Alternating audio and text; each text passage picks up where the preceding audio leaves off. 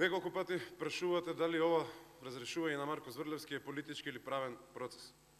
Ајде да прашам јас.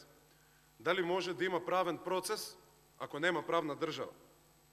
Затоа, колеги и колешки, сега мора да се интервенира политички, за да се отстрани ракот, да се постават темелите на правната држава, на системот кој потоа треба да ги спроведува правните процеси. А да, Марко Зврлевски е ракот кој прво го зафати јавното обвинителство, потоа метастазираше во судството, во Врховниот суд, во Уставниот суд, во Советот на јавни обвинители, во Советот за утврдување на факти и така натаму. Не постои друго име во мрачната декада на Никола Груевски, кое што посилно се поврзува со заштита на фамилијата и со кривично гонење на политичките неистомисленици. Неговото соучесништво се одвиваше на две нивоа. Кривичен прогон на неистомисленици и непостапување по реалните криминали на носителите на највисоката власт. Го браните Зврлевски поради тоа што Законот за кривична постапка и останатите закони велат дека тој не покренува кривични постапки или не одлучува за прекинување на започнатите постапки. Па не го менуваме законот кој гарантира независноста на јавното обвинителство.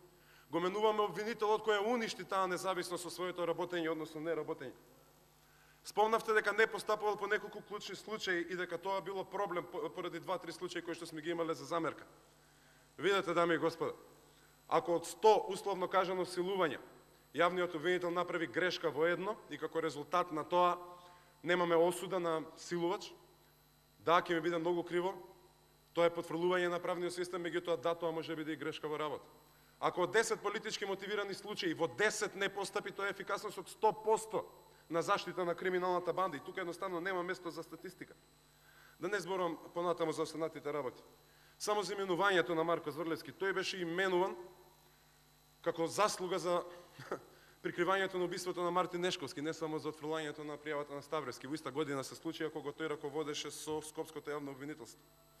На крај сакам збор два за тоа што се обидовте да напаѓате преска. Закон за јавно обвинителство со кој што вие го бирате јавниот обвинител, додека не се расчистат вашите криминали.